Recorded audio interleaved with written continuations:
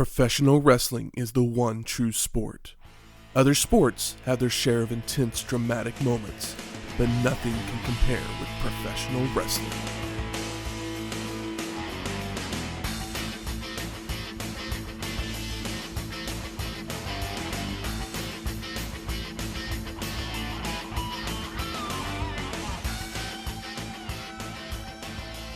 Welcome to Wrestling History X, where three friends come together to talk about the story behind the matches.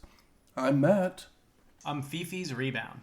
And I'm Too Cold Champio. Welcome to episode 107, Starrcade 1993. Vader's belt. Flair's career. It's all on the line. I hung my girl out to dry. Can't believe it. Can't believe it. She's just now getting over Mean Gene. I know. You're taking care of her, though. It's alright, yeah. I'm a moral support. Good boyfriend.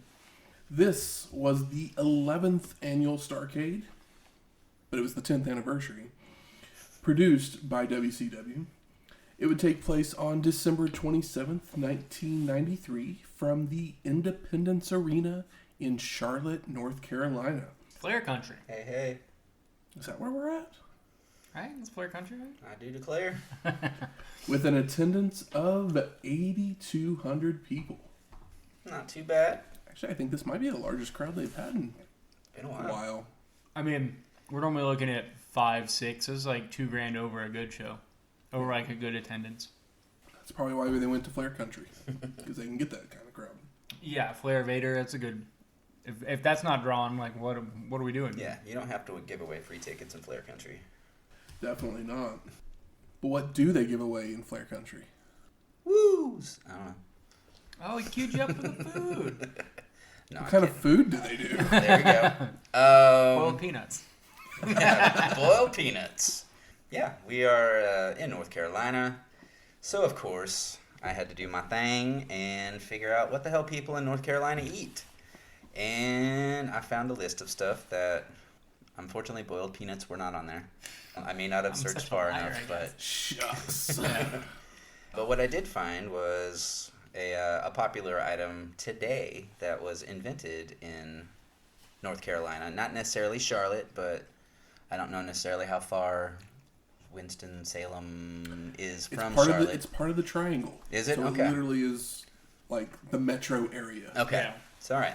We're at least in the triangle. So a popular item today that was started in the great land of North Carolina is none other than Krispy Kreme donuts. Oh. Yes. No wonder my stomach hurts. Yeah. Never had Krispy Kreme. They're light. They are delicious, but they are heavily glazed with a sugary goodness that a lot of people can't contain. Mm-hmm. Sweeter than my new girlfriend Fifi, which is hard to That's believe. hard to do. Hard to believe. True. I was not so much a Krispy Kreme fan for the longest time. I worked at a place that sold them, and I specifically ordered ones that didn't have the glaze on it because it was just a little too sweet for me. But I have found that getting them from an actual Krispy Kreme store as opposed to a gas station or pre-boxed at Walmart definitely. is the way to go. If you can get them as fresh from the conveyor belt as possible. Off the line. Hot off the line is the way to go. I think the best one is just like their OG glazed because Hot off the line, the original Yeah. is the best. Because they do like gimmick ones and stuff, and then of course like a cake donut, but they're not a cake donut spot. It's all about the light and fried and intensely sweet. Yeah, back when I would request a tray of plain cake donuts, I had that, plain? Like nothing on there? Question thrown at me several it's times. cake. Like What are making you sure that talking I about? was asking for the right thing. Like, yeah, I want some that don't have the glaze on it because I just want to taste the donut without the sugar. And Yeah, you need some beignet hold the powdered sugar. Exactly. That's what you're looking for. But then I had one that was fresh off the line one time when I drove through Oklahoma City shortly after they opened one of them here. And Yeah, I remember when they opened that one. I think I was like in middle school or early in high school. Though one by Quail Springs Mall, and it was hot shit for a minute, and now it probably is just there. Shit. I remember when they Probably opened, just hanging out, but it was a big deal at the time. I remember when they opened in Tulsa, they actually hired, and it was kind of comical. They hired off-duty police officers to direct traffic. Yeah. Because they had to do that they were here. so backed up. Yeah. And like, of all Pretty the funny. things that you can do, you can bribe off-duty police officers to come and work and direct traffic for donuts. Mm-hmm. Good cop, one donut. I'm fat, but donuts are like my thing. That like you put donuts in front of me, I'm probably gonna eat about 4 of them. Oh, yeah. I just love donuts so much. You know what my hot donut take is? That they're better cold. They're a bad breakfast item, and that a donut should be like if you go to like a Denny's or like just a breakfast spot that after your meal it should be served up like a like a sopapilla. After your meal, they just bring you like one glazed donut on a small white plate, and that just like sopapilla at a like Mexican spot or Tex-Mex spot, because anytime I eat donuts in the morning, it just like ruins my day. Like if it's the first thing that I ate, it just like burns a hole in my stomach. See, that's why I get donut holes with my donuts, so I can have those, little bites here and there in the morning, okay. and then, later in the evening after a hard day at work when I did want to, sit down and smoke about it, then I boom, do love them. I just think that they're an intensely bad breakfast item. Oh, they are. I mean, I think that there's a better time for them, and pure it's sugar.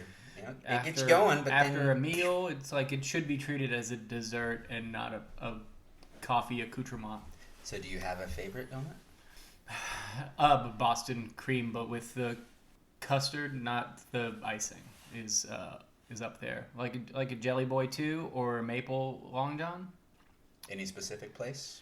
Krispy Kreme or not? I don't know. I don't know that I've ever had a donut that I was like, no thank you. Just as long as it doesn't have confectionery coconut on it, I'm probably going to enjoy myself. But not necessarily a no thank you. Is there one that it's like, I have to go back and have this one from this place right now? Oh, no. Okay. And I'm not I don't have a donut spot. Matthew? Oh yeah, there's a place that's by my house that the chocolate Long John. I end up there probably once every couple of weeks. Nice. And usually if I'm up north, like working or something like that, I usually hit up Hertz Donuts. Hertz? Oh yeah, those are the ones where they do like the crazy stuff. Yeah. Those are always cool, but it's good, even more they're than good this. once every blue moon. Which yeah. is usually how often I'm working up north. So yeah, fancy donuts a lot. Yeah. It's a lot. And see, as over the top as I am with a lot of stuff, again with my donuts, I'm more plain and simple. He's a plain Jane. We've got what's it called? Best Donuts around the corner from my house, and I like to go over there. They open at 5:00 in the morning, so oftentimes I'll just wake up early and go over there and get one that's somewhat fresh off of the or out of the fryer. And I like the old style like raised ones with cinnamon and sugar. Yeah. Oh yeah, fluffy, really good. delicious. and good with your coffee. Get a little bit of cinnamon with bitter coffee. Well, while we're enjoying our donuts, something that happened right around the same time as Starrcade, a pair of sequels would be released a couple weeks prior. Mm-hmm. Sister Act 2, Back in the Habit, Good ass movie. and Wayne's World 2 Good ass movie. would all come out. I feel like people should poo poo on Wayne's World too, but it has my two favorite Wayne's World jokes in it. Which are? Cross the T's and dot the lowercase J's. And take me, Garth. Well, where do you want to go? I'm low on gas and you need a jacket. Are my two favorite jokes from either Wayne's World movie, and they're in Wayne's World 2. Wayne's World 2 is good. It is very good. And I think I've seen Sister Act 2 more than Sister Act 1, so in my head it's better, but it might just be because it was like a cable staple, so it was just on more. In the world of sequels where they talk about how sequels can't be better than their predecessors, or it's very hard to be. Yeah. Sister Act 2. Sister Act 2 is one of the exceptions. Sister Act 2 is like Bad Boys 2 to Bad Boys, where it's like, oh, Bad Boys 2 is better, guys. It's just better. It's just a better movie. It is. Yeah. So Sister Act is like that. I don't think Wayne's World 2 is better than Wayne's World, but I don't think that it's not better. I don't think that it's bad at all. No. I think that it there's is no still Rob good. Lowe in the second one. And you But can never go wrong with Rob Lowe. Sister Act 2. I mean, you got Whoopi in there in her prime. Is Lauryn Hill in both Sister Act movies? No, she's just just in in the part second 2. one. Okay, well maybe that's why it's better. Because we got Miss Lauryn Hill in there. No, I mean, just any of the music that they throw in part 2, I still own the soundtrack to this day. Oh, really? I just remember being on TV all the time, and it's like, oh, Sister Act 2 is on. I guess I'm watching that. Saw it in the theater a few times, and then I have to play His Eye is on the Sparrow every now and then when I need a good cry, because Lauryn Hill's voice even back then just rips my heart to shreds. Oh yeah, crazy how huge the miseducation of Lauryn Hill was, and how she just disappeared after that completely, basically forever. But great album, huge record. And I'm scared that they're going to have a Sister Act 3 just because they're doing all these reboots and revivals and stuff. So Whoopi's probably just got the kibosh on it. She's like, nah, I am good. That's right. I'm pretty Stick sure to that the View, Whoopi. Yeah. Come on. If anything, I forgot the View even existed. Bring back Lauryn Hill for Sister Act 2. I think Lauryn Hill's had a comeback or two, but she did like the tax evasion stint and whatnot. But Oh, is that part of yeah, what but she did? she's, as far as Fugees go, I don't care if you pay your taxes. This has nothing. You do you.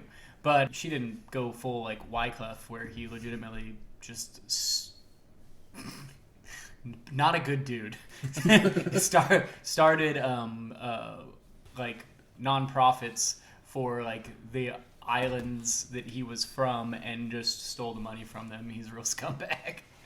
Whoops. Yeah, but I'm a fan of Fugees. We all are. Who doesn't like a Fuji? Not that many people. If you like hip hop, you shouldn't not like the Fugees. Yes. But let's see if there's anyone that dislikes Starrcade 93. We get photos of a young Ric Flair with piano music playing behind it as it goes through his years, until we get video of Nature Boy defeating Harley Race at Starrcade 83, and then other highlights throughout the rest of his career. Intro, guitar riff. Before transitioning to Vader, just beating the crap out of everybody with the rock music behind it. His big Vader ham fists, heavier than a judgment from God. Tony Schiavone welcomes us to the show with Jesse the Body Ventura joining him on commentary. We're here to celebrate Ric Flair. This is the Ric Flair show, guys. They then send it to a video package where it shows Vader arriving in a Pontiac Bonneville early to the arena to work out in the ring. Yep, he's rocking his Ribera jacket. True Japanese wrestling pride. Like, they pulled up and Harley gets out of the driver's seat and out of the Pontiac, and I was like, that is totally a Harley race kind of car. Oh yeah. Yep. It rules. And I love the idea of Vader working out in the ring of an empty arena. It's so silly. It's very on a stretchy rope. Yeah, it's very like dirt poor Rocky. Tony then tells us that Flair has not shown up to the arena yet, but they have sent Mean Gene to Nature's home. Jesse's looking real tan. Yes. And what do we see at this home? Rick's family, and no Fifi to be found. Can't believe they treated her this way. She still hasn't gotten over You it. think Rick's wife's going to let Fifi anywhere near them? I just thought that maybe she She's was. ridden Space Mountain, bro. I thought that maybe she was like his shoot wife, or no, not like Practically no. I thought She like is now. well, her kayfabe. Yeah, now I thought she was like the kayfabe wife or whatever at the time. No, But she's a maid. I just thought that She's a maid that likes to, I don't know. Mean Gene hand jobs I don't appreciate the disrespect. out of camera sight. We then see Shane, I just said I don't appreciate the disrespect. Nature Boy This is is like my current girlfriend. Nature Boy saying goodbye to his family, playing it up all dramatic, Yes. like it's the last time he's ever going to see Oh, yeah. them. Mean Gene sounds like a prison guard. Yeah, it's like say in- goodbye to your family, Rick. It's like in Rocky 2, where Rocky's like, I guess I have to fight again. Except for Ric Flair's, not challenged mentally. Mean Gene and Flair then walk away from the house discussing the match before getting into a limo, with Mean Gene bringing up how tough Vader is. But Nate knows what he's getting into when he signed the contract. You get into those fists, those big, stinky gloves of Vader's, as the famous Bret Hart quote, wrestling Vader. It's like wrestling a concrete truck full of vomit. Supposedly Leon never washed those gloves, and it wasn't so fun. I love Matt's Vader shirt that he's wearing right now, but I also noticed that on the Vader shirt, he's actually wearing his singlet correctly, whereas sometimes, if you've watched Vader matches, He wears it backwards. Sometimes his Vader time on his back, sometimes it's in the front. And I just hope that there's more than one singlet and it gets washed regularly. So we're headed off to our first match. Too Cold Scorpio and Marcus Alexander Bagwell with the Godfather Teddy Long versus Pretty Wonderful of Mr. Wonderful Paul Orndorff and Pretty Paul Roma with the Assassin. The Assassin still is not trimmed down to fit his mask. No. Pretty Wonderful is such a good tag team name. And you these know guys who look looks- so good to get You know who together. looks at place finally in this tag team? Or in their tag team? Paul Roma? Paul Roma. He does. He does not look like a horseman. He looks like a member of a tag team yeah, he should be on. he now. looks like the handsome guy next to Paul. Because Paul Orndorff, very striking looking guy, not traditionally handsome, extremely ripped. Paul Roma just looks like averagely handsome. He's not very distinct looking. It's just like, oh, that guy's hot, right? So what I'm saying is it's pretty wonderful. So before the match gets going, Gary Jester from the executive committee is there, and he presents the Manager of the Year award to Teddy Long. Ooh. And he thanks all the fans for voting for him. I'd like to hear from Jim Cornette's lawyers. I know it's a different I promotion. think it was the WCW hotline Yeah. voting. Sure. So it's just WCW hotline. Yeah. Pay me money so I can get a vote.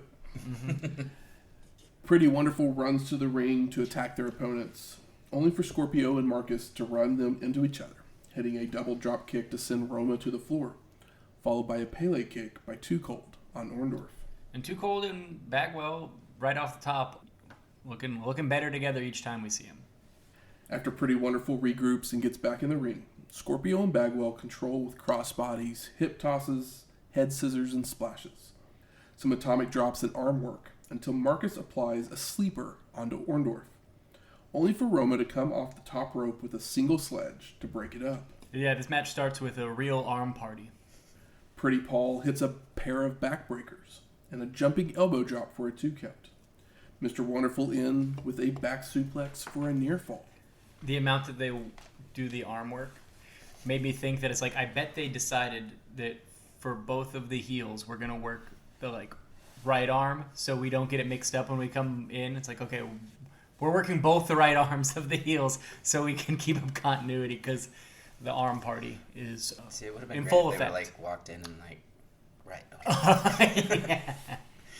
Roma continues with a double underhook suplex, a power slam, and goes up top for a splash, but Bagwell avoids, and Pretty Paul makes the tag. So Orndorff runs in with a jumping elbow drop, only for Marcus to roll away from it as well to make the hot tag. Too Cold's in with right hands, a jumping clothesline on Mr. Wonderful, drop kick to Roma to knock him to the floor. Hits a vertical suplex on Orndorff and goes up top, but Pretty Paul has recovered to grab Scorpio's boot, only for Bagwell to come running around ringside to hit Roma from behind. Too Cold then comes off the top with a single sledge, while the others brawl on the floor. Scorpio hits a spinning heel kick, hip tosses Mr. Wonderful, while the Assassin gets on the apron, so Too Cold comes over and decks him as well. Eat the fist, you big ol' ass. The Assassin then puts the foreign object in the mask, Loaded mask. and while Scorpio head scissors Orndorff out of the corner, he goes for a second one, but the Assassin grabs him and headbutts him. Mr. Wonderful falls on top for the pin and the win. What do you think you put in a loaded mask? That looked like the bottle cap of a juice. Bottle or Literally, something. that's what it looked like. Yeah, it's like a root beer lid. yeah, it's just like a $50. Tony then sends it back to the limo ride with Mean Gene and Flair, and Mean Gene reiterates that Real this talk. match is for Flair's career. Real buddy talk. Mean Gene, really great here. The fact that they sent him down to the house and to ride with Flair to do these promos, because it's Mean Gene. We all love him. He's being serious. He just stole Rick's concubine, and I appreciate that because I left Mean Gene in the dust. Nate says that he loves the sport and wants to continue to be a part of it. And then he says that win or lose, he's glad that Mean Gene's riding with him to the end. Gene responds with, "It's been a remarkable career, and I hope it will last forever." And it has. Nature Boy then tells a story about someone asking him who would go woo. Sting. And that nobody except for Ric Flair can. Oh, what about your daughter? And that's the bottom line. Gimmick infringement, damn it. Yeah, because the Stone Nature Cold Boy Ric said Flair. so. Yeah. But yeah, I was like, but what about Sting, who's been doing woo since he showed up? It's a different woo, but it's not that different. It's more More yelly. of a scream. Yeah, but he's still, it's if you spell it out. That's true. If you spell it out. Yeah.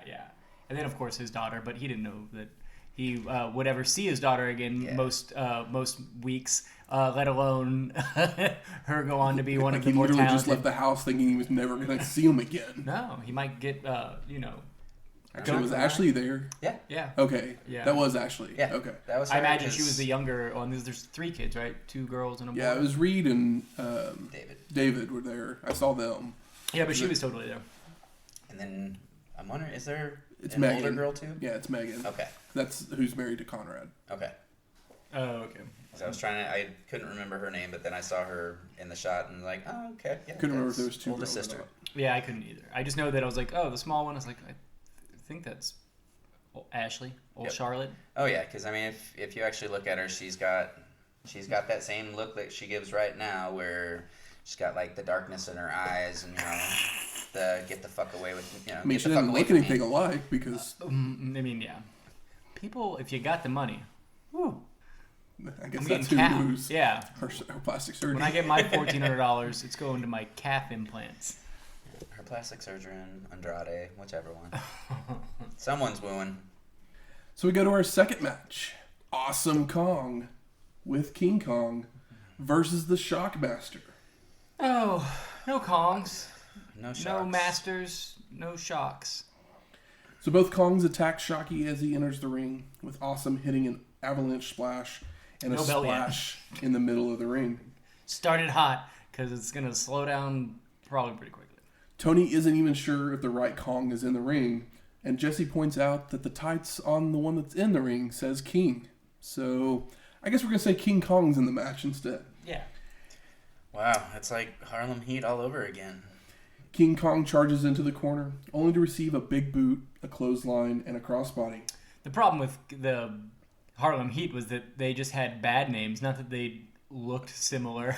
Like, what, these are good or names? had masks on. But it's like, oh, they just had bad names. You're like, Well, that's, I mean, yeah, they Plus have we bad know names, them but as they should know their own names. Yeah. 'Cause Plus that's Awesome their Kong. character. King Kong.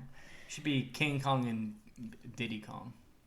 Awesome has climbed onto the apron, so the Shockmaster clotheslines him before turning his attention back to King to give him a body slam for the pin and the win.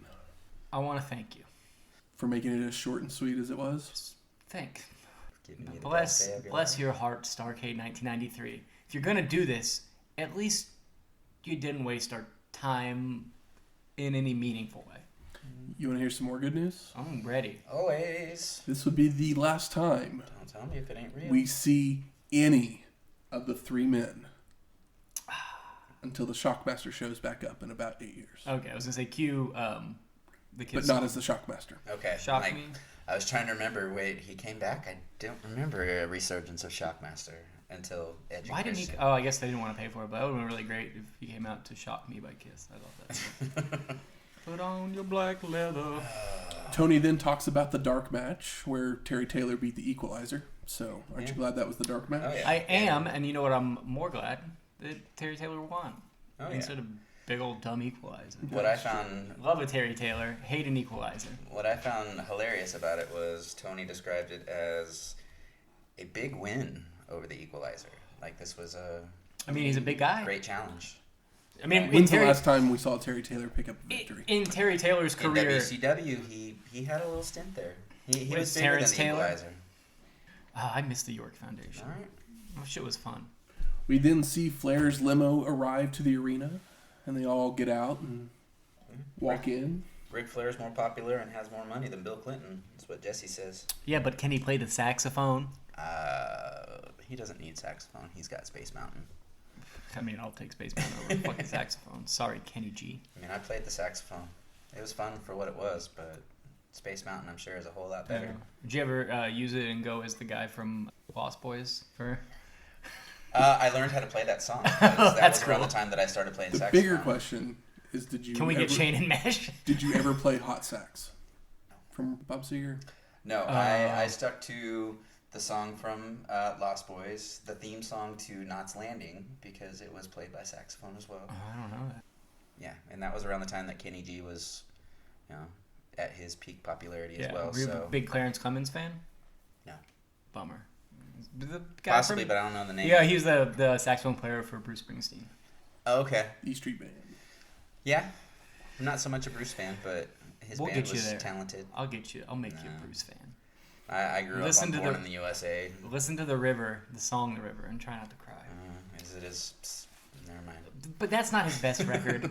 That's just like the poppy, fun stuff for the most part. There's good songs on there, but the Bruce catalog rolls deep, sir. So we head out to our third match of Ricky the Dragon Steamboat versus Lord Steven Regal with Sir William for the WCW World Television Championship. 15-minute time limit. That is what they tell us. No fire this time. No. Yeah, just wings, though. Yeah, they just ran out of lighter fluid money. Lord Steven does his usual backing away until he is ready, not allowing Steamboat to get a quick start. But once they do lock up, Regal does something to Ricky's arm. But the camera's on Sir William when it happens, and so we don't see it. But this causes Dragon to back away from Lord Steven for the next couple minutes. Regal then takes control with a wrist lock, which they trade back and forth until Steamboat flips Lord Steven over to the mat. The two men fight over a hip toss, leading to a Dragon takedown of Regal, followed by a roll-up and a hip toss for two. Both men are running the ropes until the Dragon hits another roll-up for a near fall, but Lord Steven regains control by working the ankle, which Steamboat then hits an enziguri, a body slam, before going to the top for a flying judo chop for a 2 count. Ricky then begins to work an armbar as the 5 minutes remaining call is made. 10 minutes gone already. Fast. Well, they wasted like 5 of it waiting, backing away from each other. Yeah, but I mean, that's the Steven Regal charm. And then Dragon doing the same because he hurt his arm or something like that. It was literally as soon as that happened, I knew exactly how this match was ending, and I was just like, okay, cool. Must have been that old umbrella injury again. But I mean, they still have great chemistry. It's just not the layout that you quite want.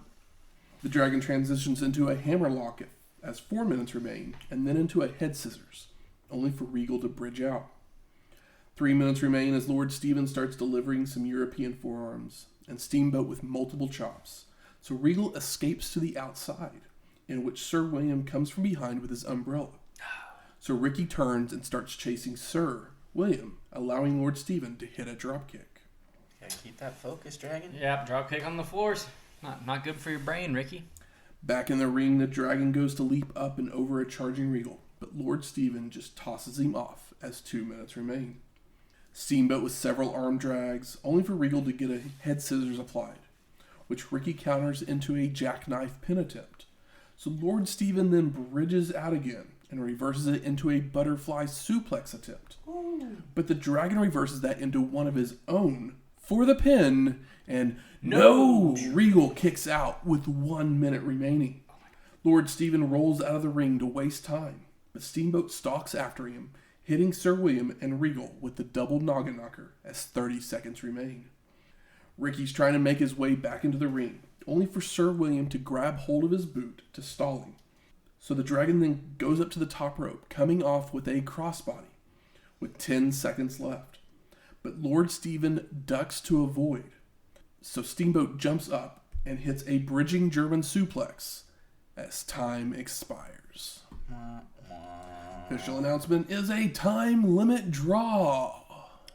Lord Steven Regal keeps the belt, and to this I'll say, maybe we'll get a full match between these boys, because we know what it can be, and this feels like maybe the place to do it on a show like Starrcade, but instead it's kind of feels like they're building it, or Steamboat might have to go home to his wife tomorrow. We never know with Steamboat. The finicky son of a bitch. I love him. But man, if you could just stay in one place. Yeah, like Regal backing away at the beginning of the match. He usually does that. Yeah. But literally as soon as Steamboat sells the arm for like, it's legitimately like 2 minutes that he sells the arm and they don't do anything. I was just like, we now have 11 minutes in this match left and you guys have not done a move yet. No, because they did some kind of hard damage to his arm and he does a good job selling it. It's fucking Ricky Steamboat, but too early and we didn't even really get to see it. Yep. We didn't see it at all. So it's like if we could have saw it, that could have helped a lot. And if it was good, like maybe if he slammed it into the post or something, or like stomped it on the steel stairs. I don't know if there's steel stairs here. I can't remember the layout of the show, but it's probably the catwalk because we're WCW. But either way, you know what I mean. Something that is believable. I'm just gonna say I was just super disappointed in this match completely. It's good for what it is, but for what it is, should be a headlining match of an episode of television and not TV a title should Starrcade be match. defended on TV, not a pay-per-view. Or if I'm okay with it being defended on a pay-per-view. Not if it's gonna be this when we know what these guys. These two should like. Gentleman 3 is for like an average match. These two guys should have a Gentleman 4. And this doesn't even reach Gentleman 3 level for me. No. It's disappointing. I think that it was good in the wrong place. Yeah. We know to expect better from these two and didn't quite get what we should have got. Yeah. We get Shivani and Ventura discussing Flair and retirement before we head off to our fourth match. Jesse's retirement isn't bad. Guess not for Jesse. You get to hang out with Predators and Carl Weathers. And Running Men. Mm-hmm. Our fourth match, Tex Slazenger and Shanghai Pierce versus Cactus Jack and the people's Maxx champ. Payne. Everyone's, at least. It is crazy how big Cactus Jack's pop is. He's legitimately the people's champ. Mm-hmm. And has been working towards it for a while, and it's like finally arrived, especially after those big matches with Sting and Vader, and finally coming to the he was destined to be the star that he ended up being. So Tony and Jesse are talking about Hooters way too much as Payne and Pierce lock up to start it off with no one gaining an advantage. I believe that there's like a Hooters girl in the background or something. Or I never saw her until like later in the match. Yeah, later in the show. They finally showed her. But she's like in her Hooters gears, and this is probably like peak Hooters being a big restaurant and like thing. So maybe it was like sponsored by them or something, or they had catered. I don't know, but like, she didn't just get off work and come here. There was something going on that we didn't know about. But if you're gonna talk about something, like you have to show us as well. Yeah, have one of the Hooters girls be like a ring lady or something, and then sell this. Show her eating a chicken sandwich or something. Sell this restaurant. Maxx finally hits a body slam, but then Tex and Jack tag in for them to brawl about for a bit before Cactus Jack hits an arm breaker DDT, makes the cover, only for Shanghai to break it up. Jack and Payne with a double clothesline on Slazenger, and Maxx charges into the corner for a splash, but Tex moves and hits a bulldog. Pierce telegraphs the back body drop, so Payne hits a sunset flip and a back suplex for a 2 count. Cactus Jack is back in with chokes, so Slazenger comes from behind with a forearm, bringing Maxx in as well for a Pier 6 brawl. Jack hits a clothesline to send himself and Pierce over the ropes to the floor. A real 360. Followed by slingshotting Tex out to the floor as well. Cactus Jack is Irish whipped by Maxx before being back body dropped over the ropes onto Slazenger. Come on, guys. What a high spot, right? Meanwhile, Shanghai comes back into the ring via the top rope with a double axe handle. Goes back up to try another, but gets caught with a shot to the gut by Payne. So Maxx applies the painkiller, only to be saved by Tex. You think that he calls it the painkiller because he's a rock and roll dude and it's a Judas Priest thing? I'd like to think Sounds like a good reason. I'd like to think that. The Texans go for a double clothesline, but Maxx ducks and delivers one of his own. Cactus Jack then comes in only to be met immediately by the Texicans, with Slazenger holding him so that Pierce can go for a clothesline. But Jack ducks to avoid, sending Tex out to the floor. Cactus Jack then hits the double arm DDT for the pin and the win. This would be the last time we see the Texicans until they make their way up north over the course of the next couple of years. Yeah. This was fine. Cactus Jack got his shit in, and that's all anybody wanted. Basically. Yeah, he did the big spot where he flipped off of Max Payne to the floor, and then he got his double arm DDT, and then everybody knew it was over. This was the Cactus Jack show, and as it should have been. We get Mean Gene on the stage, and he plugs the hotline where you can vote if the title matches should be 2 out of 3 falls. So if you guys were to call in, what would you vote? No. Not every single one of them. No. You save that for a trilogy. Yeah. First if you match, want to have a best of 3 series, that's awesome, but not every single one. Yeah, I need that. Like you pepper that in Flair's in like second or third matches of a Flair 88, 89 trilogy party. Yeah. God, remember Flair in 89? It was so good. Remember when Terry Funk came off commentary and then did the Terry Funk DDT on a table? Yeah, it was pretty good. Fucking God. Jesus. That's why we do this show.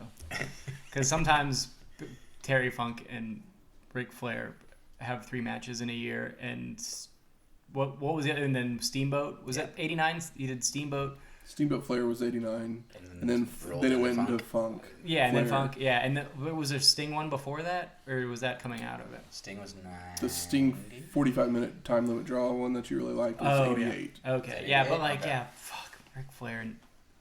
Yeah, it was Clash of the Champions 1 when they went up against WrestleMania. I think about Ric Flair's Terry Funk 89 a lot.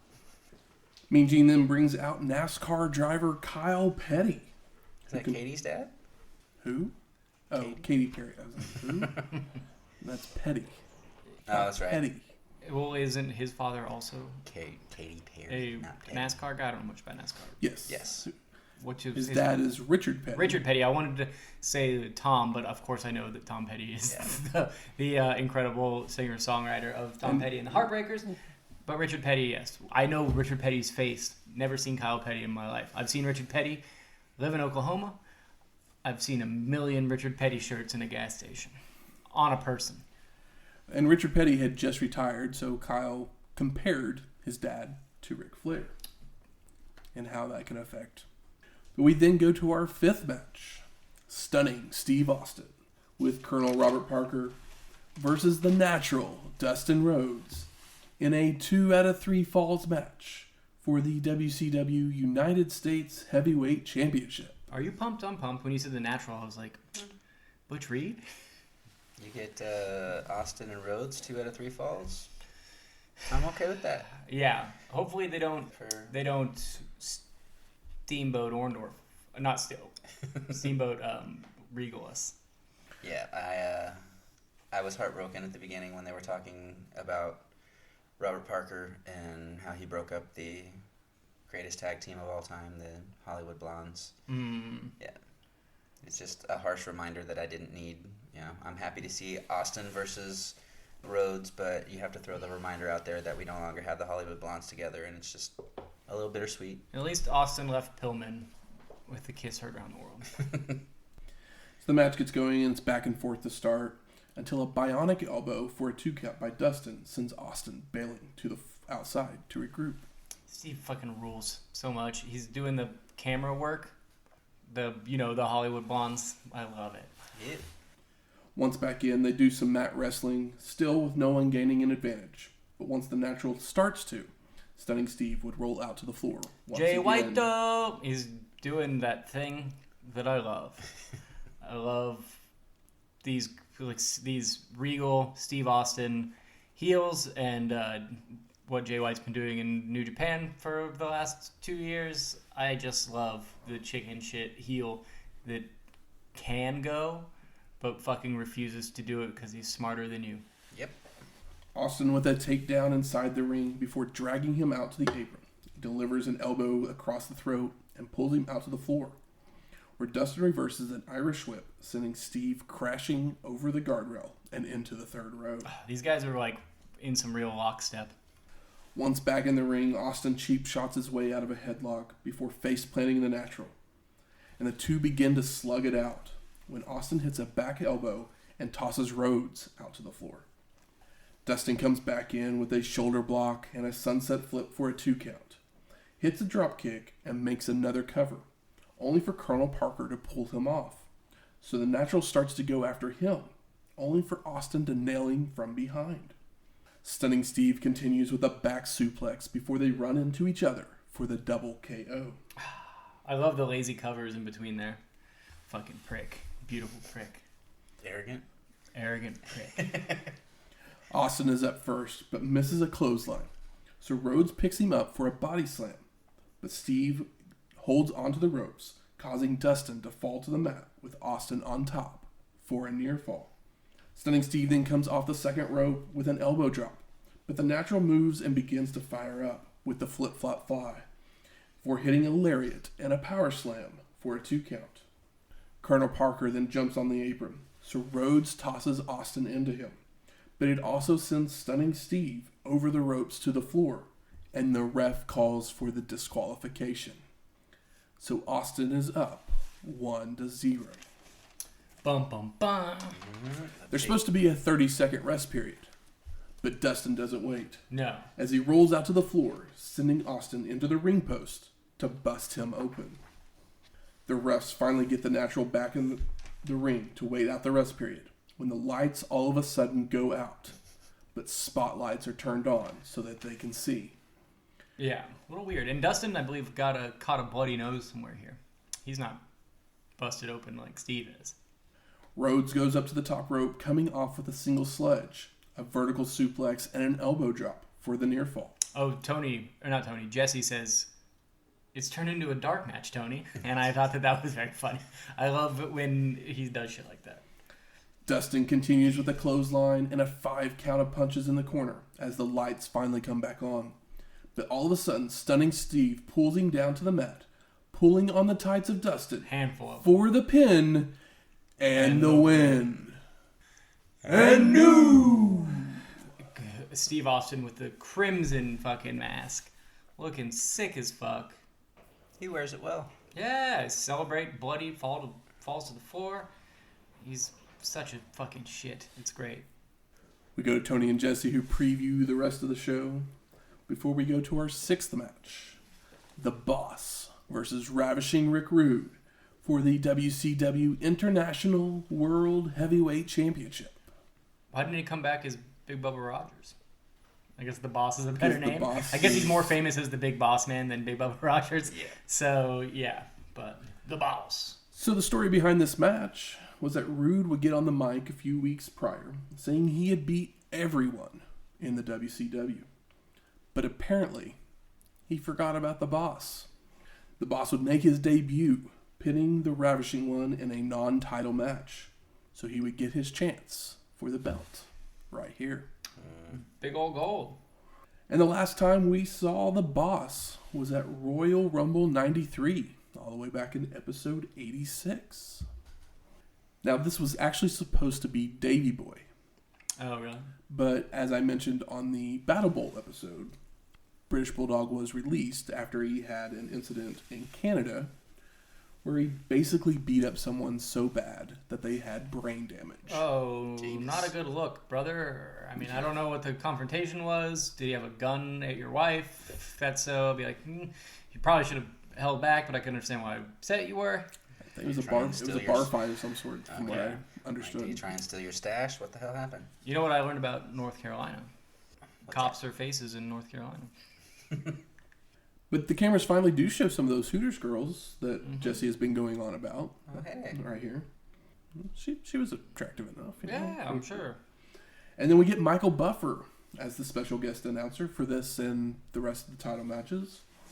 And the two men start jabbering between the two. And I was like, maybe they're discussing all the stuff Rude used to say about the Boss's mom back in WWF. I mean, maybe that's what they're talking about. before the boss hawks a massive loogie Ugh. at the Ravishing One. That's Rick Rude's job. He's the heel. He's usually the snot rocket. Yep. Oh, he's got them big old nostrils. The boss keeps getting Rude into a corner, so the ref has to pull the lawman away. The Ravishing One gets a cheap shot in to gain control. A double throat thrust, elbows to the head, forearms to the back. But the boss comes back with a huge back body drop and a big boot. It is a huge back body drop. High up in the air. Yeah. The boss with a backbreaker for a 2 count. Head slam into a turnbuckle. Hard Irish whips, right hands, and a body slam, which sends Rude crawling to the outside. The boss follows out to body slam the Ravishing One. Vertical suplexed onto the ropes so that he is hanging in a tree of woe, allowing the boss to punish the ribs. I thought that was kind of a cool spot. Yeah, it That's was. something I'd never seen before. So. It was good, for sure.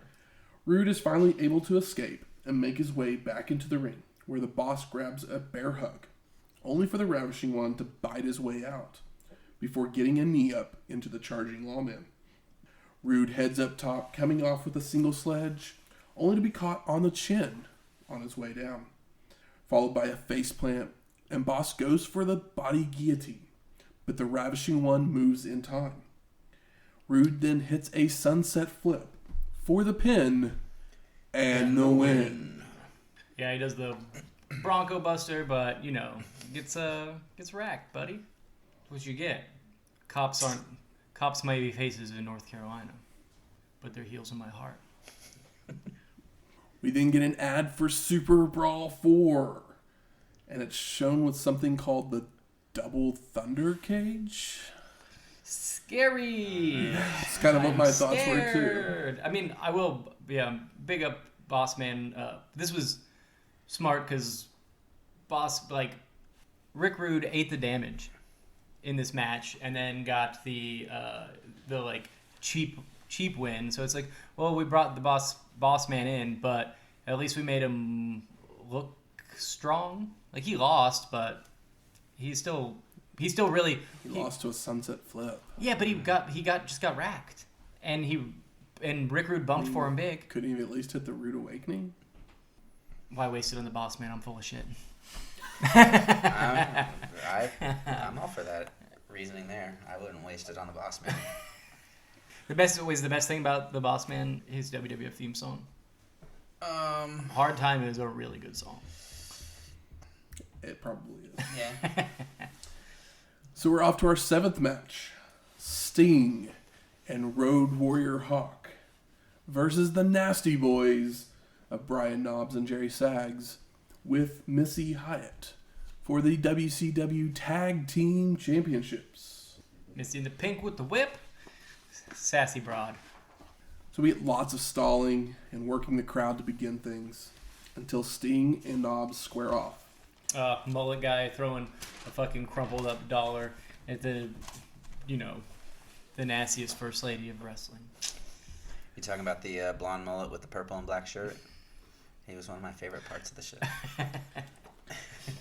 The Stinger clears the ring with a jumping clothesline and an elbow drop on Brian, followed by a clothesline on Sags. And Missy's got like the pre-Attitude Era dress. Oh, it's good. Yeah, she's looking better than she has over the last few times they've shown her. Because for a her. while there, she was looking a little cracked out and rough. Oh, come on. From what I understand, she was a really good manager before she started being a mic jockey. And this proves it, but I mean, this was like stuff that we didn't really watch. But supposedly she was a really great manager, and I think that she's been doing a great job here with the Nasties. Mm-hmm. She's got the tude. I mean, I'm totally in support of her being the manager. It's just for a while there, she was looking downright nasty herself. She's working the gimmick, brother. Hawk then comes into the ring, press slamming Sting over the ropes on top of the Nasty Boys. Back in the ring, Jerry and the Road Warrior lock up with the two trading blows when Hawk runs into a big boot, allowing the Nasties to go for a double team, only for the Road Warrior to come out of the corner with a double clothesline to force them outside to regroup. Sags gets back in the ring, only to be hammered away by Hawk, followed by a drop kick, a flying shoulder tackle, and a falling fist to send Jerry rolling to the outside. They're still hungry for the LOD with these LOD chants, brother. Road Warrior takes chase around ringside with both rolling back in. Hawk tries for a big boot, only to be caught by Sags, so the Road Warrior counters with an enziguri for a 2 count.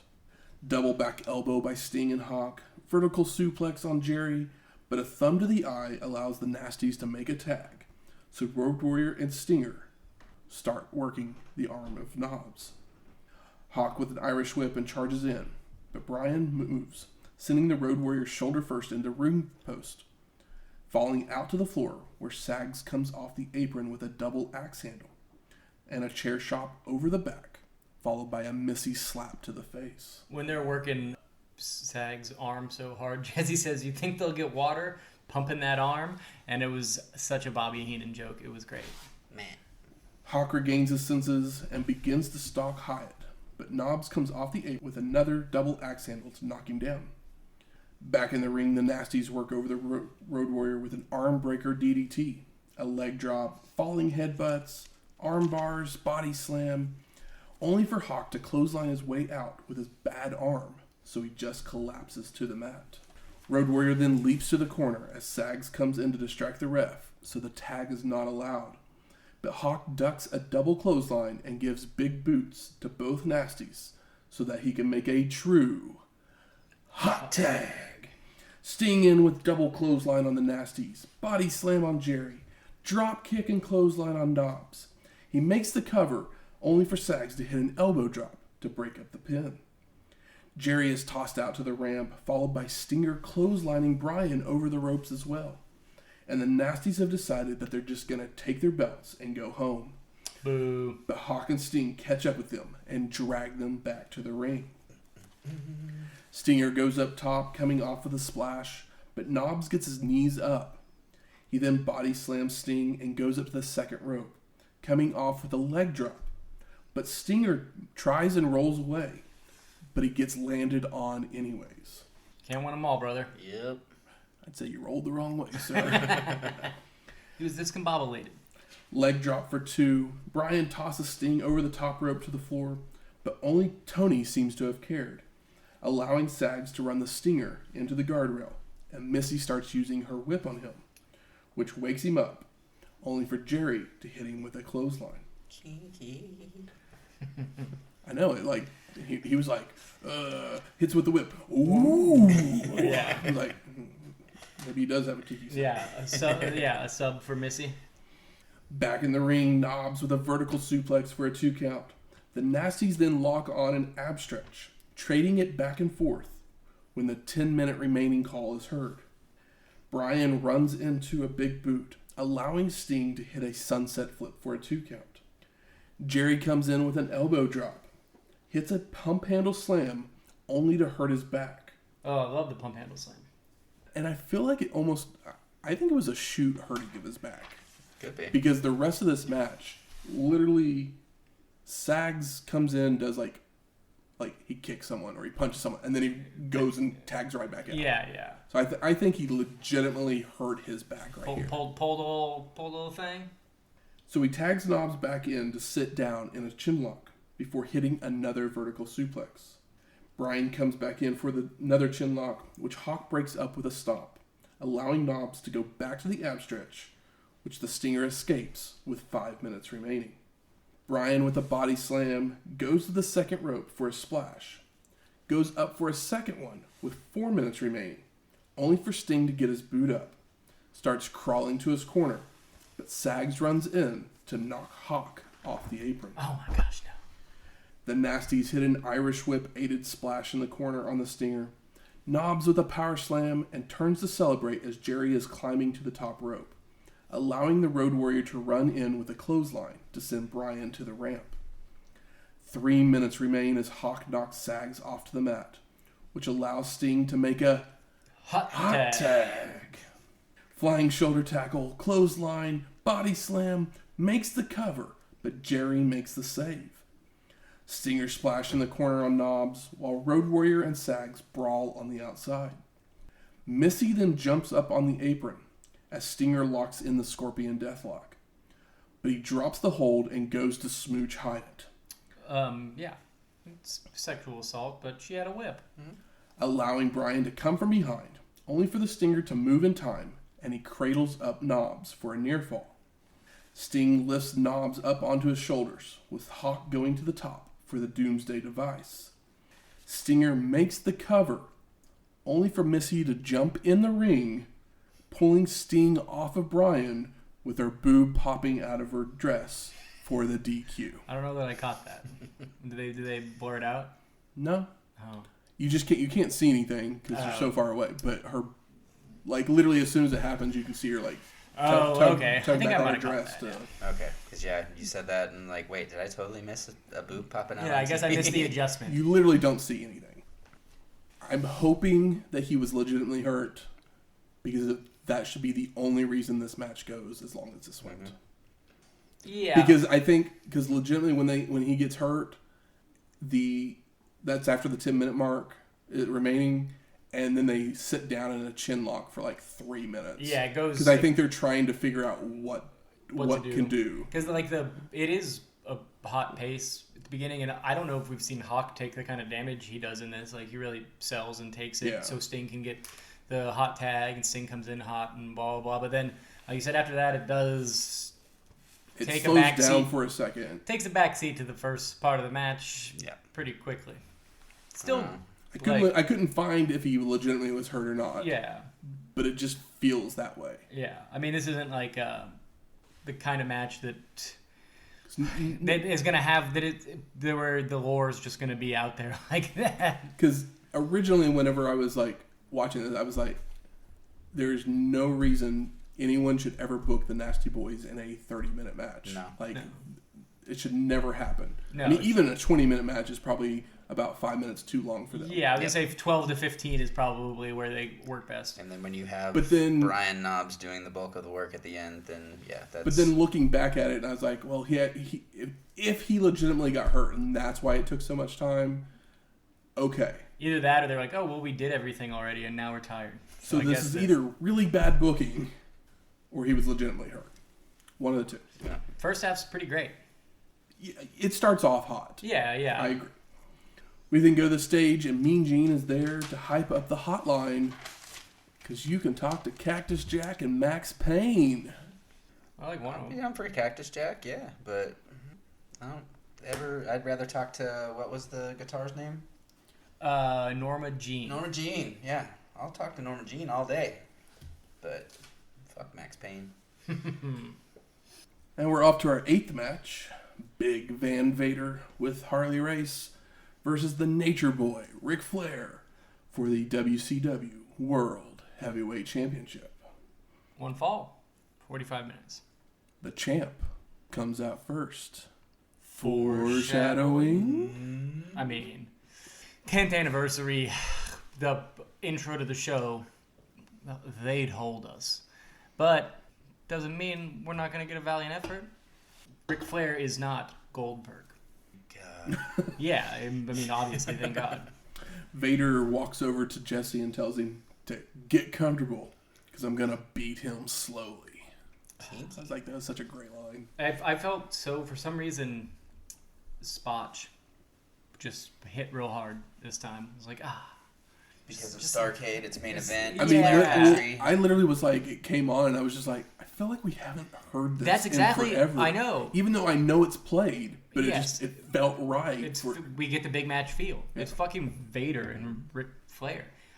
We get Buffer's famous words, and it looks like Flair has tears in his eyes. Oh, he's a glassy boy in the purple and silver. And Jesse says, it's serious. There's no Fifi here. I was like, I know. He broke her heart, and I'm picking up the pieces. Vader shoves off the tie-ups to start, so Flair starts running around the ring to screw with the big man. Vader grabs a knuckle lock, hits a headbutt, and shoves the Nature Boy away. And Vader's like doing plain-ass fucking trash talk. He flexes and says like, fuck you, before this all locks up. So Flair rolls out to the outside to regroup. Back in the ring, Nate gets stuck in the corner for Vader's stiff shots before being press slammed to the middle of the ring.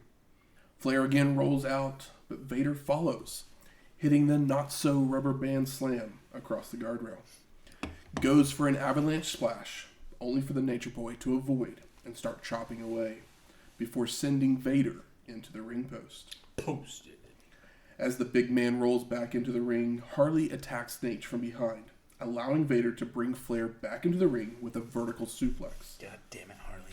Which he rolls away to the apron, only to be brought back in again with another vertical suplex. Another reason why we might get some tears and why Spot hits harder, you know who's Vader's second? Harley Race.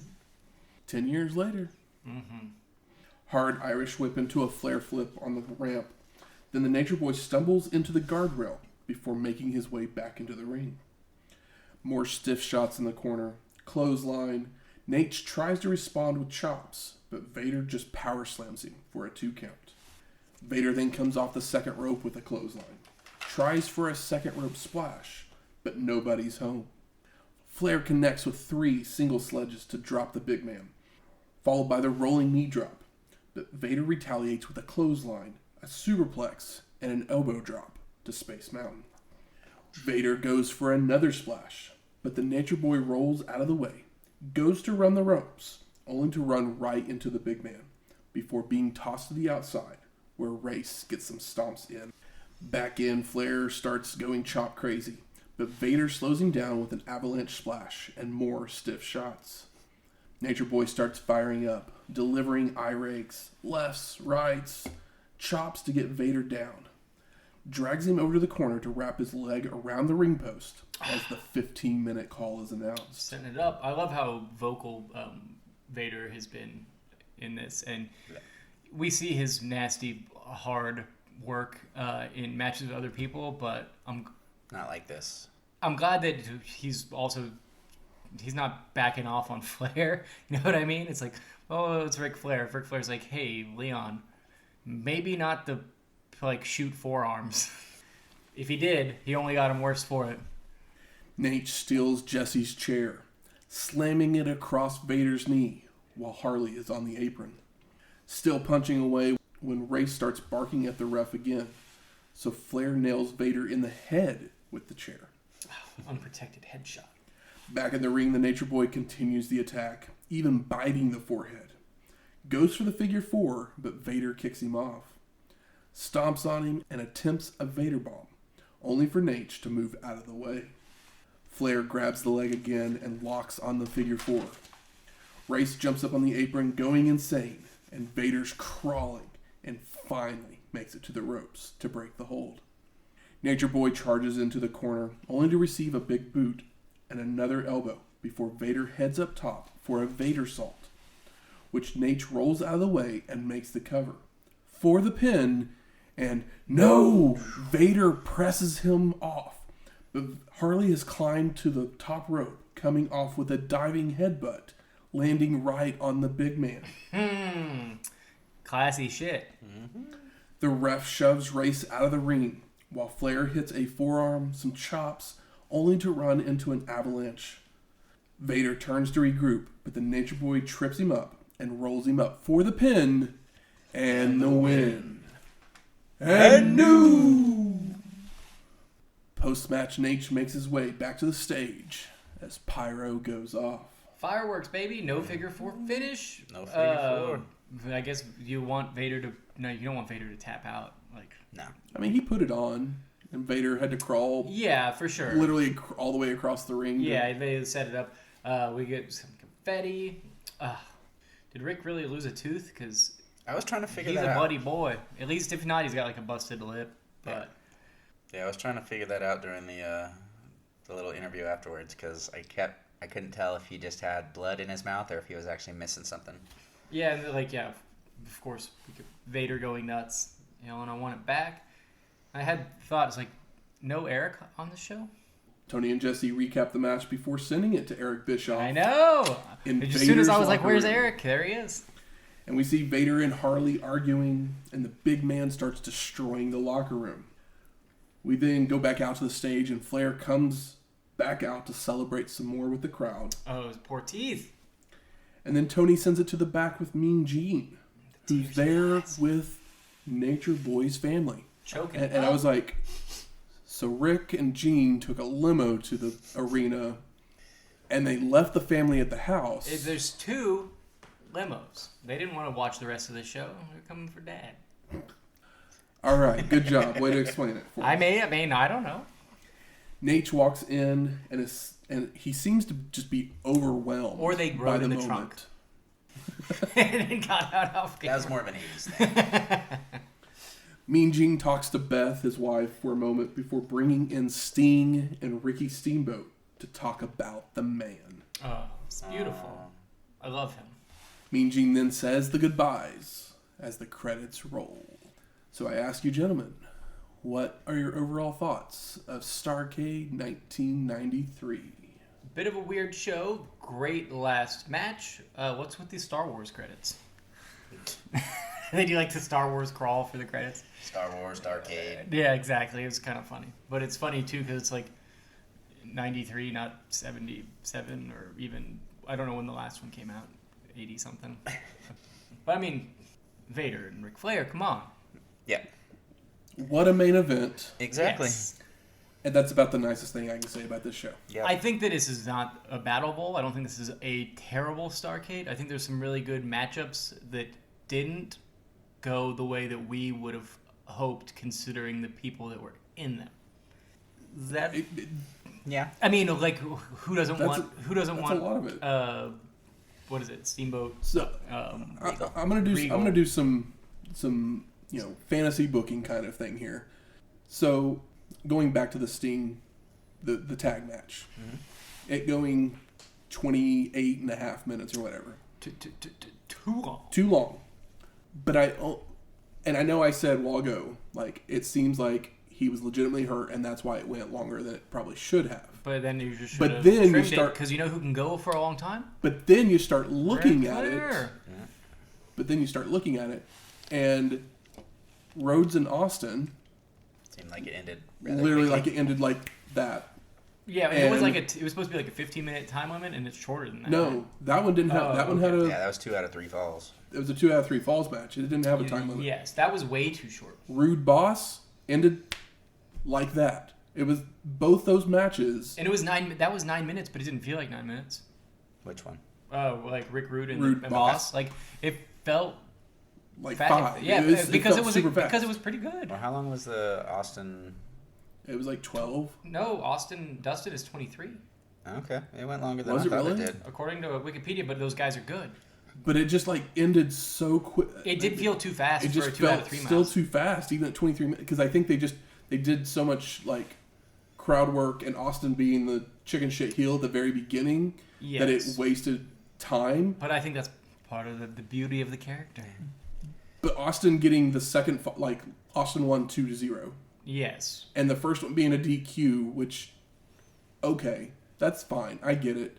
But then literally it felt like 4 minutes later. Yep. We could have done Austin- this 23 minutes with Dustin getting 1 fall, and it probably would have made it a better match. And you know how you do that? You get rid of the fucking Awesome Kong, King Kong, Shockmaster bullshit. That I'm saying didn't they need to still be could there have in kept the first same place. time at 23 minutes and still had, and Dustin could Literally, have got a they fall. could have just. Because I these really- guys made I a really 23-minute feel match feel like 10 minutes, 12 minutes. Those 2 matches, they cut them short because they were like, oh, we're going to give Sting and them 28 minutes. I almost feel like that's what happened. And it was just like, what are you doing? On paper, like the time outside of the big tag match, everyone's time looks like a pretty appropriate if you just look at the time match and the 2 people there. And then that one, it's like, okay, well, not 30 minutes here. But like everything else, if you look at the time minute, it's perfect. Paul Orndorff and the first tag match is 11:45. Yeah. That works. And like even like Regal and Steamboat, like I said earlier, like they literally wasted the first 5 minutes of that match, and then it just never really kicked into I will say gear. the other thing with having your like chicken shit smarmy heel, if you're gonna have Regal and Steamboat and then Austin and Rhodes, who are like all very comparable types of talents, especially Regal and Austin being like very similar type of heels. Mhm. One of those matches needs to have a like higher work rate, or one of the faces needs to force the other guy's hand, because it's just like, okay, well, we just saw this. We just had 5 minutes taken away from us by this guy doing that same style. Dustin got his stuff in. Yeah. The ending was just so like abrupt. Yeah, and I think that maybe it was abrupt because you expected Dustin to get a fall, and maybe it was abrupt just because you expected him to get a fall. Yeah. I mean, that's very possible. I mean, I did. Because you don't ever assume somebody to go. But Like, and it makes me wonder. Was literally, Austin going over the top rope an accident, or was that part of the plan? Oh, I don't know. I mean, that's possible. I'd have to but literally, watch it to remember what it looks like. Dustin's on the attack with the clothesline, has the mounted punches, and then literally all of a sudden, Stunning Steve like pulls him down to the mat, and then rolls him up with tights, like with a handful of tights. It was just like the most like. It seemed like a weird rush ending. Yeah. What? Like he should have done something. He should have done something shittier than pull the tights. A good heel always pulls the tights, baby. Like the pulling of the tights doesn't bother me, but it's it was just the fact that he didn't kick. Just a completely like abrupt. It was like, oh, you like we have to go home now. Yeah. Go do it. And it was just like it's one of those where like the ref tells you you got 7 minutes and left. That could have been, you know what? End it now. Maybe that was the case, but I don't know why, because none of the matches before this really went any more than their expected time. Like if I were to guess the time of those matches before they happened, pretty close. I probably would have given the Shockmaster match more time than I wanted to, and then I got lucky because it went under 2 minutes. Yeah. So It could also be maybe some of the Ric Flair vignettes could be part of that time that we're not thinking about that could have been part of it. Yeah. But I mean, you have those pre-recorded. You know exactly how long those are. So that's very true. You would like to think I that whoever's programming the show, feel like they actually did plan out a 30-minute Nasty Boys match. That's what it makes me feel like. Like if those two matches had come after the Nasty Boys match, then I might be like, okay, there was an issue. Cut 10 and give 5 and 5 to the literally to like either the give 10 give 5 minutes to both those matches. Both Rude and to the Austin Rhodes match. Or I was gonna say even to the Steamboat. I mean, there's a 15-minute time limit on that. Yeah, but so I mean, that's true. I guess because that's part of the title. That's part of it. So yeah, that's true. So you're right. But yeah, I think that the Rude Bossman match would have suffered with an extra 5, but you know what wouldn't have suffered with an extra 5? Probably Vader and Ric Flair. Because my biggest issue with the Rude Boss is like it's a fucking sunset flip. Like Rude, it's not even one of Rude's best moves. Like it's just a normal move that everyone does, and it's like. But on the plus side, can you imagine how terrible Big Gold would look on Bossman? Because it looks the best on Rick Rude. I mean, it looks better on Rick Rude than anybody else. When that match started, did you actually think the Boss had any chance of winning? Of course not. Because that's the trend. You bring over the newest guy that left WWF, put him in a championship match, have him lose. You know, they did it with Jake. They did it with they did it with Rude. Yeah. Jake was just lucky to have a fucking job. Who else? Just about any time in his life. So. Davey Boy. That's who I was forgetting. I mean, yeah, Davey Boy. Davey Boy too. Sid came back. Davey Boy's real pain in the ass. So it's just and very. Sid sucks. At least Davey Boy doesn't suck. Good. Where's the smart marks at? All right. Fuck you. I think it's time we smark it up. Oh, what did we just do? We did a lot of it. We did a lot of it. Sometimes we do that where it's like, it's like what, like. I mean, we kind of went through all. We always bleed over. It is what it is. Y'all know the drill by now. Give me some best moments of the show. Mullet guy. I don't know why he stands out as one of the things that I can't forget about this show, and it's just because he's got the perfect '90s bleach blonde. I think they really did a great job of building up the Ric Flair thing, even though you knew he was gonna win. I think that it was a nice ceremony for the man. I agree. I mean, like we said a while ago, that match is the entire show. It's great, and it's a great match. Oh, Cactus Jack, Max Payne flipping Cactus Jack, like Cactus Jack's spot off of his back was really great. Now, I don't love the assassin schmoz to finish the first match. No, but he's done it before, and he's the heel manager for that team, and I think Pretty Wonderful is exactly what their name is. Mm-hmm.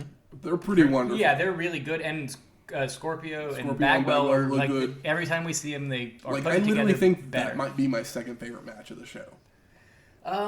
It's hard because there's a match where Steve Austin and Dustin Rhodes are in the same ring, and where Steven Regal and Steamboat are in the same ring. So but those mad. matches I'm so don't. mad at that. Flat. It's an expectation thing for us too, where we're just like, we love all four of these guys with our it's whole because fucking we've hearts. seen all four of them fight each other at one point or another and Yeah. have these intense, amazing Better matches. things. And then tonight, I'll we just kind of got. I'll give the underdog award to Boss. I think that Boss and Rude was a really fun match. Like we said, it went 9 minutes and we thought it felt like it was 5. That's a positive thing to say. I'm not putting the match up there on top or anything. I'm the nice guy, I guess. Vader. You are a nice guy. Vader. I loved how vocal Vader was. I thought that was really fun. I don't know if I sold the ending of that main event as well as it was done. I mean, this is the match that everybody should watch. Because literally, Flair is covering, and like, you know how tag team partners will come in and drop an elbow, and the guy moves, and so the person taking the headbutt pin, looks incredible. So Harley coming in off the top rope with a falling headbutt, and Harley Race is the big bowling ball man that he's bigger every time we see him. He lands on Vader, and that is a rough move to do. And that is how Flair gets the roll up, is Yes. because of he's hurt from the falling headbutt. It's fucking I was just magical. like, that's great. It is, because I don't want to see Vader tap out to a figure 4. I do not want that for Vader. Absolutely not. And like Vader would be incredibly stupid to agree to that. And this is I think it was a really good finish. And Rick takes his fucking lumps, got a tooth knocked down his fucking throat. Yeah. And like, did he blade on top of that or no? I'm sure he did. I just don't remember. I remember the tooth more than the blade, because I know. Or actually, he was just bleeding from the mouth. Yeah, he was. that's all I remember. So it probably was. He just hard didn't. one. Yeah, he didn't blade, but Austin is the one blade here. Yeah. Where he. Totally expected to be Dustin, and it was Austin. So. Yeah, and then Austin won. So how about most disappointing? I mean, we kind of the two matches that we've talked about. Yeah, the two matches we talked about. Is there anything else? And they're disappointing because we expect so much. Exactly. If this was like the first outings with these guys, like their first like bigger matches, and we're like, okay, we've got a taste for it now. I can't wait for them to continue this. But it feels like we've done this enough times that these should be ramping up as opposed to middling out. But that's the thing, though, is the last few ones that we've seen from them, they do seem to ramp themselves up. So it makes sense that they don't quite hit what we were expecting, just because they have to have their off night occasionally. It just sucks that they kind of fell on the same time. This is a Starrcade where Rick is about to come back home, really. Mm-hmm. He's been back, but now he's like, this is the true... He's the real world's champion again. Yeah, this is... Like, this... I feel like that this is Ric Flair's... This is like a crowning achievement in his career at this point. It's one of the biggest moments we've had with him in a long time. 10th or 11th? 11th. Yeah, this is one of the biggest moments we've had with him in quite a while. That has. He hasn't been champion. We haven't seen him win the belt since the Royal Rumble '92. Yep. That's the last time we saw him win the belt. And we know how anticlimactic that is. It's cool that he lost the belt on a show that we didn't even get to see. It's cool that it happened, but it's like, oh, he was in the wrong place anyway. But, you can't turn back time because Sting never even really got a real run. When Sting should have got a real run? When Ric Flair was gone? Yeah. Come on, guys. What the fuck? Have Sting and Rude go at it for that belt for a year, right? Because Rude can, Sting not gonna lead a match, but he can perform well in a match, and I'd imagine that Rick Rude could lead him through that match. It might not be. I mean, we've seen Rick Rude do matches that are comparable with Flair bringing a lower guy to highs. Yeah. And at this point, Sting's has done that dance with Ric Flair. Imagine the two guys that handsome and one that detestable. Ugh. For me, most disappointing, I just have to go with the still unnecessary match that didn't need to be there, except for a bathroom break. The Shockmaster Kong match. It was that just so short you couldn't even knock a piss off. Honestly. I can't be mad at that match because, I mean, I think it's more funny because the wrong Kong got in the ring. Yeah, that too. Or at least, or maybe it was the right one and they got the wrong gear, or maybe Maybe they announced it wrong. Yeah, maybe the Chiron, the stuff on the screen that was wrong. But who cares? Yeah, just that could have been done on TV without. It definitely could have been been done on TV, a pay-per-view. Not been here. But I know we're Three like guys kind of that had really no storyline whatsoever. I mean, I guess they did technically, but they couldn't live up to it. High Point. Bye Texicans. Didn't hate them, didn't love them.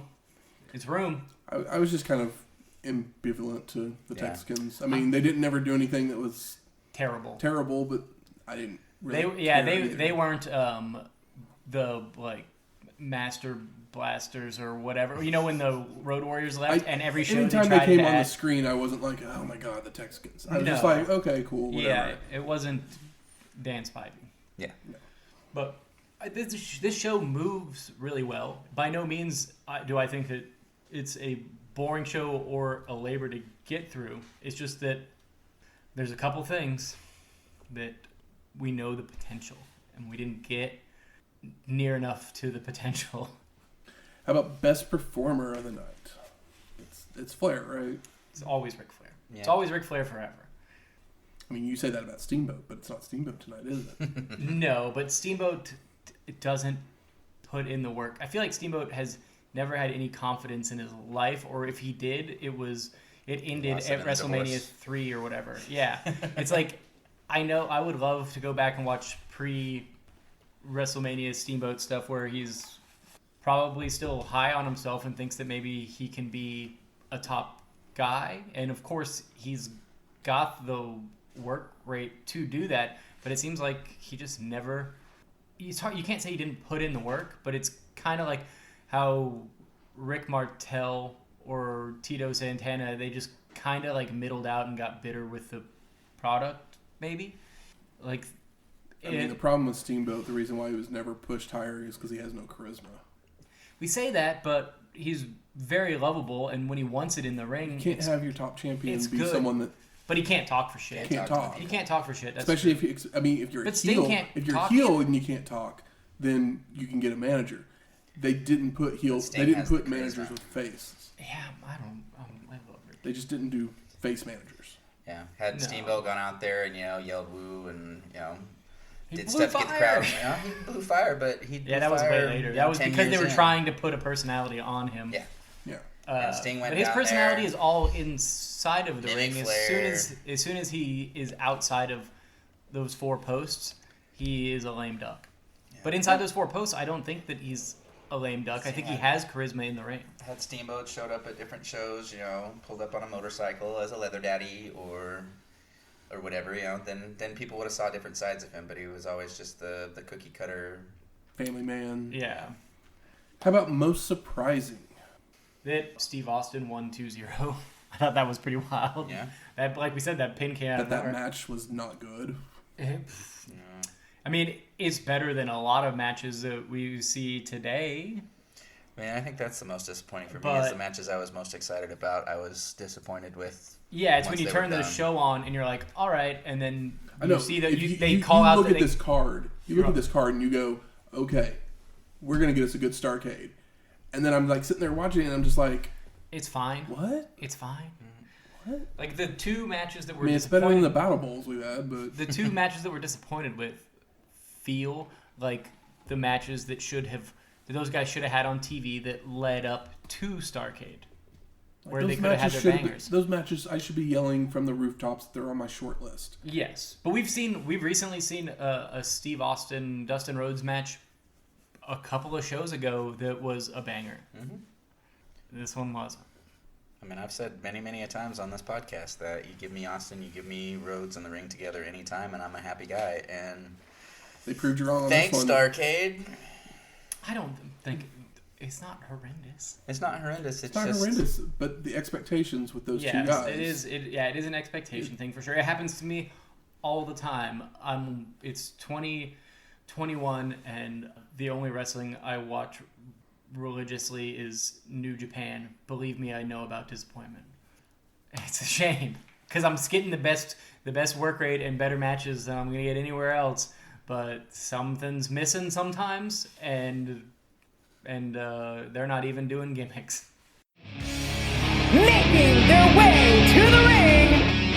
It's trivia time. Ooh. This week, the category is the numbers game. What I say? 7. 13. Maybe. Is this where we have to guess how many times a song is played? 48 states. So, we're going to give 5 points for the correct answer. 3 points if we go to multiple choice. We buzzing in? Yes. So, the question is, it's not a number. It's another one of those kind of questions. In the numbers game, that's not a number? It's not a number. Okay. But the answer is decided because of a number. Which wrestler had the most wins on the shows we covered from episode 1 to episode 80? Ric Flair. That is incorrect. Shane, you can go to multiple choice and totally steal my bag. I was just like, well, we know Starrcade started earlier, and how often does Ric Flair lose? But I can't imagine that it's Hogan, but I mean, it's up to you now. I'm bowing out. I might be a loser, but I'm a bold loser. 83 and 92. And I can't believe last week. Can't believe that I said We're just going Brutus. multiple choice. I'm an idiot. Shane has decided to go to multiple choice, and yes, Beefcake was a horrible choice last week. Yeah, I know, because I got them mixed up. They have the same haircut. They're the same shithead to me. Like, one's a barber and one's Elvis. What are you talking about? But you, Okay, so Shane has decided to go to multiple choice. Okay. Your options are Flair, Hogan, Savage, Sting. Damn it. 2 of those were already in my head. It's I know Ric it's not Flair. A. oh, if it's the other Hogan, one I thought, I'm gonna be bummed. Savage or Sting.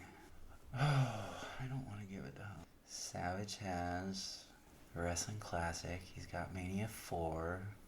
I'm so sorry. Hogan's got 2 Royal Rumbles and a bunch of Manias and other shows. Sting has... A half a championship Yeah, to his whole career. but then that might just be the trick right there, is he looks like the underdog, so maybe it's actually him. But we also have the ultimate underdog of all time, Macho Man Randy Savage. Probably one of the few total packages that wrestling has ever really gotten. I'm going to say it's not Savage just because, yeah, he had a good WrestleMania 4, but he's lost a lot of other WrestleManias and SummerSlams. The man that deserved a belt but didn't need it, Randy Savage. We'll just go with Old Faithful and say Hogan. Your guess is Hogan, and that is correct. Oh my Yeah. God! I was like Hogan or Flair, but I was like, I gave it to Rick because maybe it's recency bias from the show we just watched, or maybe it's because I know that Starrcade happened twice before WrestleMania. I have a bonus question. Okay, now I have to guess how many times? Price is Right rules. For 2 points, how many wins did Hogan have? How many wins did Hogan have from Closest to the number 83 without going over. 92? Price is Right rules. Do I get to guess? Yeah. Oh, okay. You got your number? 38. I was going to say 54. I was gonna say 48, but because I made the state joke, but I dropped it by 10. That's too many, I know. Yeah, y'all numbers are way too high. I know mine's high. The most matches, remember, was Ric Flair with 37. I couldn't remember what the number was. The number was 22. I got one more bonus question for you, Okay. and you might want to write this one down. Give me the rest of the top 5 in wins. So you know Hogan is number 1. Oh, you're talking just names or numbers? Give me names. Okay. Give me 2, 3, 4, and 5. And you get 1 point for each one you get. They have to be in order? No, Okay.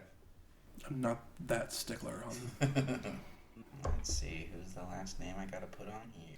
These are my favorite questions, the number of games ones. But that's because I like looking at like stats and stuff and figuring out fun questions from them. Yeah, I think I like stats emotionally, but I never think about them. I like it when people tell me them. Like I feel like me and Chris Sampson would be really good friends. I like looking at them. What do you think, Michael? Beefcake? You mean honky tonk man? All right. Both got 4 names? Yep. Uh-huh. Okay. Michael, read me off yours. Ric Flair, Randy Savage, Sting, Lex Luger. Shane? I said Flair, Savage, Sting, perfect.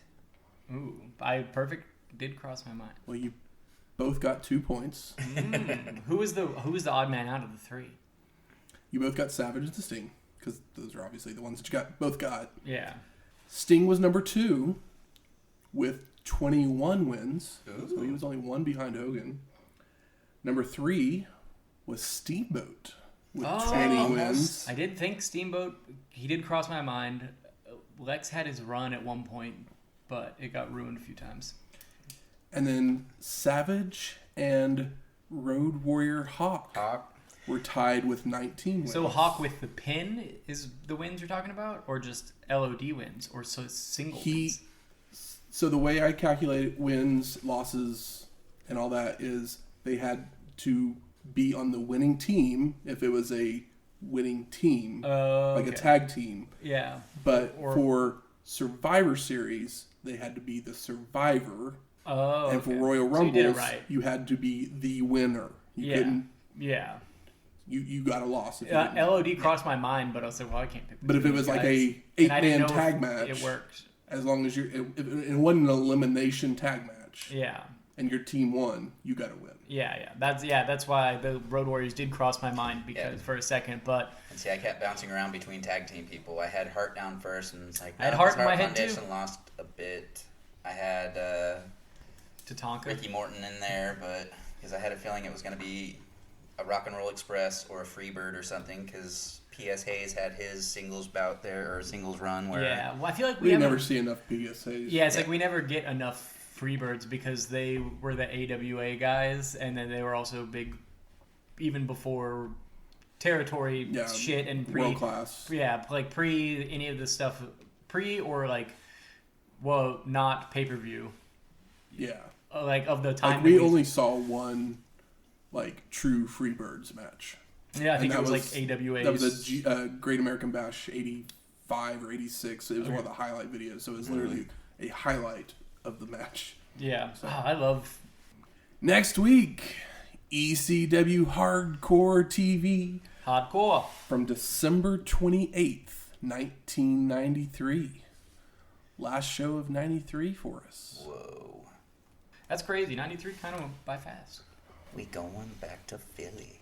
That's right. We are going back to Philly because that's where ECW is at. Can we start this next show with the Boyz II Men song? Motown Philly? Uh-huh. I'm down back with that. Again. Yeah, it's good. Music from this week's show is Damned by Felipe Falco and Stefan Jolly. And Ric Flair won the main event, so we must play Spatch Zarathustra. It's pretty crazy Strauss. that, like, the greatest wrestler of all time and the greatest movie of all time use the same theme song. If you like this episode or any of our others, please go out there and rate and review us on iTunes, Stitcher, Google Play, or wherever you find your podcasts at. If you have any questions, comments, concerns, recipes... Recipes! I need help with Philly, because we go there a lot, and I'm running out of stuff. But you can always hit those up at WrestlingHistoryX@gmail.com with any of those, or on Twitter at WrestlingHistoX. That's Wrestling HISTOX. We're going to get to the point on the, like, ECW Hardcore TV where it's just like a warm beer. Yep. So it's like, it's just I don't know if it's a Budweiser or a Millertown, but it's just like, it's a warm MGD or a warm, like, just room temperature Budweiser. Maybe they're a Coors Town, but I doubt it. We'll talk to you next week. Later.